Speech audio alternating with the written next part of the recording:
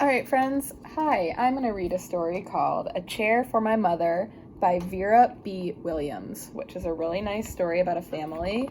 And see if you can find all the places that have tzedakah in them.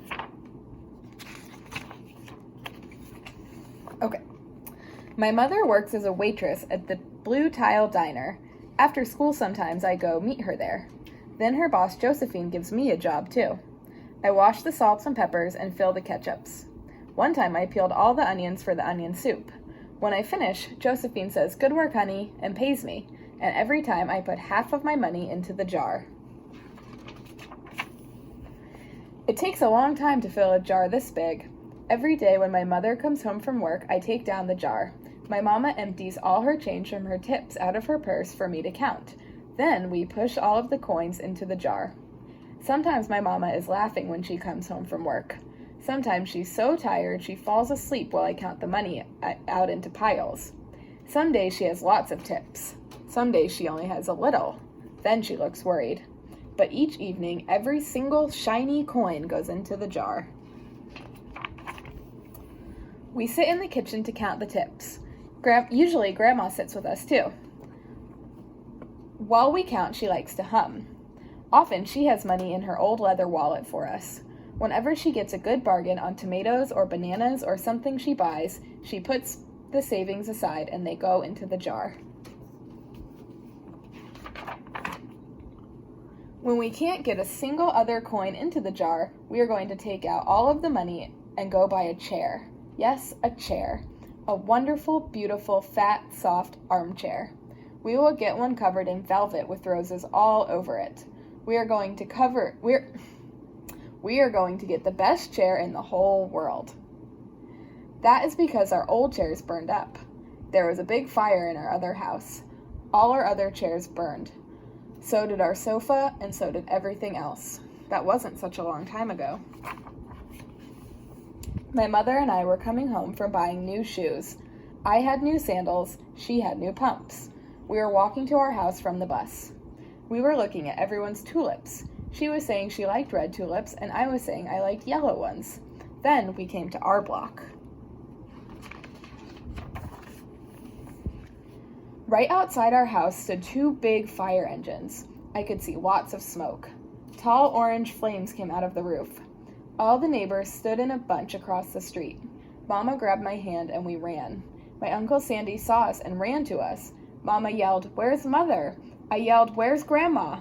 My Aunt Ida waved and shouted, she's here, she's okay, don't worry." My grandma was all right. Our cat was safe too, though it took a while to find her. But everything else in our whole house was spoiled. What was left of the house was turned to charcoal and ashes. We went to stay with my mother's sister Aunt Ida and Uncle Sandy. Then we were able to move into the apartment downstairs. We painted the walls yellow. The floor was all shiny, but the rooms were very empty.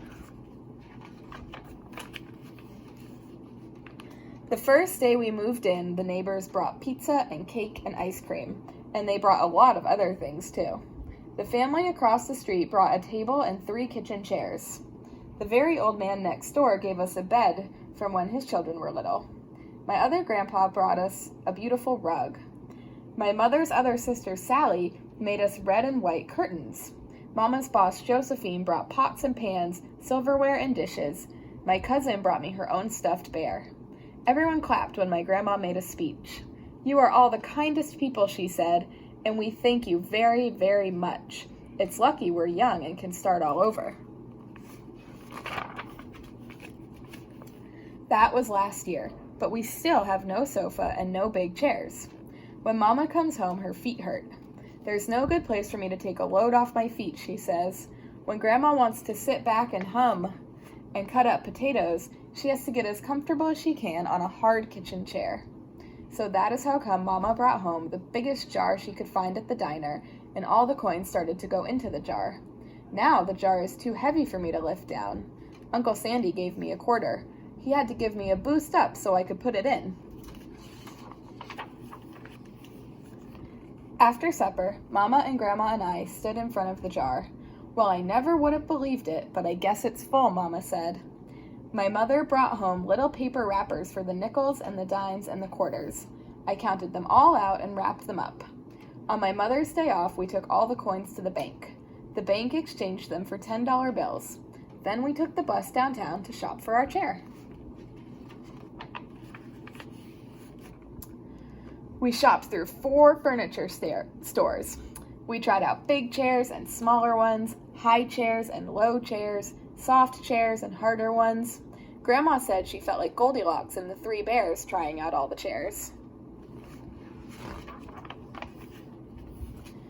Finally, we found the chair we were all dreaming of, and the money in the jar was enough to pay for it. We called Aunt Ida and Uncle Sandy. They came right down in their pickup truck to drive the chair home for us. They knew we couldn't wait for it to be delivered. I tried out our chair in the back of the truck. Mama wouldn't let me sit there while we drove, but they let me sit in it while they carried it up to the door.